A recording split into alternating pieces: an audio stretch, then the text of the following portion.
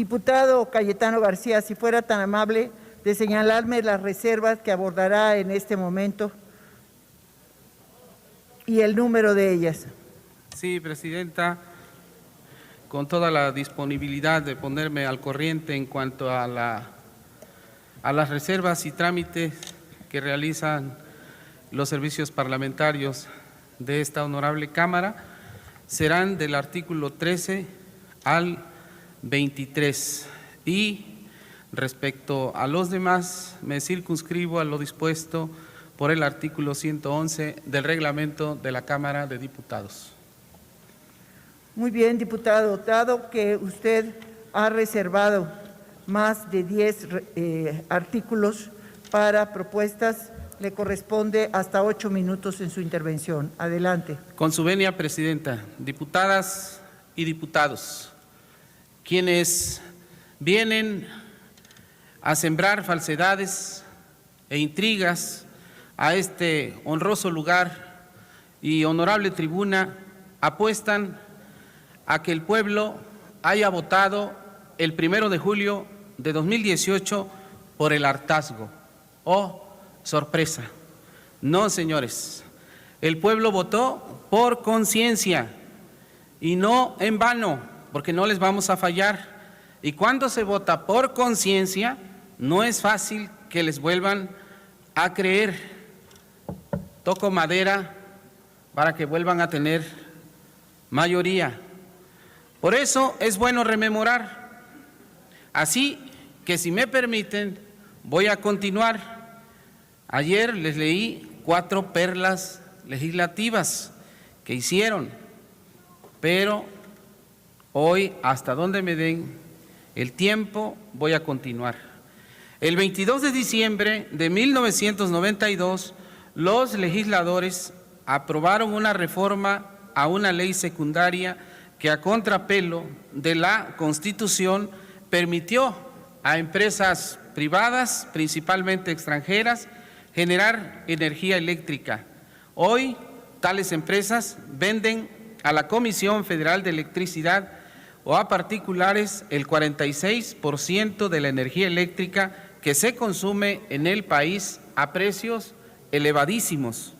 Con la nueva política energética puesta en marcha por la Cuarta Transformación, se está incrementando la capacidad de generación de las plantas del sector público y se detuvo el aumento en las tarifas. 6. El 5 de marzo de 1993, el PRI y el PAN aprobaron la reforma al artículo 3 constitucional para limitar la gratuidad de la educación pública solo a nivel de primaria y secundaria, y se dejó al mercado, como si fueran una mercancía, la educación media superior y universitaria. Desde entonces, unos 300,000 jóvenes son rechazados año con año en su intento por ingresar a la educación superior.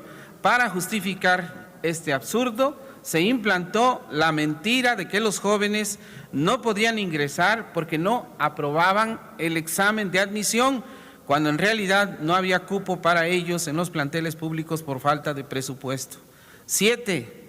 El 18 de marzo de 1995, la mayoría del PRI en la Cámara de Diputados aprobó el aumento del IVA del 10 al 15%. ¿Se acuerdan de la roqueseñal? 8. El 12 de mayo de 1995, el PRI y el PAN reformaron la ley reglamentaria del servicio ferroviario para privatizar Ferrocarriles Nacionales de México y venderlo a empresas nacionales y extranjeras. Tan descarado fue ese atraco que, al terminar su sexenio, el presidente Ernesto Zedillo se fue a trabajar como asesor del Consejo de Administración de una de las empresas que se quedó con la mayor parte de la infraestructura ferroviaria del país. 9. El 23 de mayo de 1996, el PRI y el PAN aprobaron la ley de los sistemas de ahorro para el retiro, los cuales fueron entregados de esa forma a operadoras financieras privadas nacionales y extranjeras. Las administradoras de fondos para el retiro, Afores, y con ellos la administración sin transparencia, con altos costos por la operación y baja rentabilidad por los derechohabientes de las pensiones de millones de trabajadores. En su primera etapa, las Afores llegaron a cobrar 3 comisiones distintas sobre el saldo en la cuenta, sobre los depósitos y sobre los rendimientos. Ahora, al menos, se está garantizando a los asalariados el manejo seguro de esos fondos conformados con sus ahorros. 10.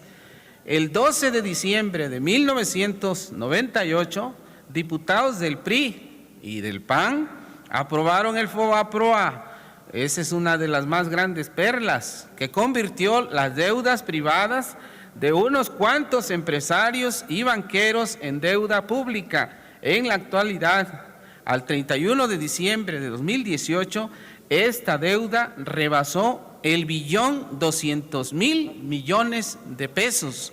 Y de 1995 a la fecha se han destinado solo para pagar intereses más de 800.000 millones de pesos del presupuesto nacional, cuando esos recursos públicos debieron utilizarse para impulsar actividades productivas, crear empleos y promover el bienestar del pueblo. 11. El 8 de diciembre de 2005, ya durante el foxismo, el PRI y el PAN reformaron la ley del impuesto sobre la renta para conceder a las grandes corporaciones económicas y financieras el privilegio de diferir el pago de impuestos hasta el 100% de sus contribuciones. Una vez consumado el fraude de 2006, el 22 de marzo de 2007, el PRI y el PAN modificaron la ley del ISSSTE y entregaron las pensiones de los trabajadores al servicio del Estado a los intereses de los banqueros. Con ello, los trabajadores pagarán más por sus pensiones y al final recibirán menos. 12. El 13 de septiembre de 2007, los mismos legisladores del PRI y del PAN aprobaron un paquete fiscal que incluyó la creación del impuesto empresarial a tasa única IETU y el impuesto del 2% por depósitos en efectivos que más tarde aumentaron al 3%. 13. El 24 de octubre de 2008 aprobaron la Ley de Petróleos Mexicanos para dar lugar al otorgamiento de contratos incentivados, así les llamaban, a empresas privadas, nacionales y extranjeras para la explotación de petróleo, exclusiva y hasta por 25 años mediante la asignación de áreas o bloques del territorio. Por cierto, la Suprema Corte convalidó esa reforma y rechazó una controversia constitucional presentada por 5 presidentes municipales alegando que carecían de interés jurídico en el tema. También resolvió improcedente un juicio de inconstitucionalidad interpuesto por legisladores progresistas. Siguiendo la cronología de la ignominia, recordemos que mediante un acuerdo político entre Calderón y Peña, el 20 de octubre de 2009, los diputados del PRI y del PAN aprobaron la Ley de Ingresos, en la que aumentaron el IVA del 15 al 16%, incrementaron el impuesto sobre la renta de 28 a 30% y autorizaron los aumentos mensuales a las gasolinas, el diésel, el gas y la electricidad. No, pues si se despacharon a lo grande.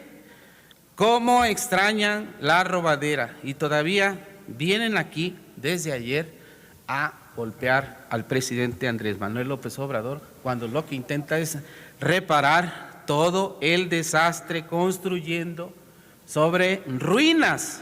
En la siguiente intervención continuaré rememorando. Retiro mi reserva y me someto a los términos del dictamen, compañera presidenta. Muchas gracias. Es cuanto. Gracias, diputado.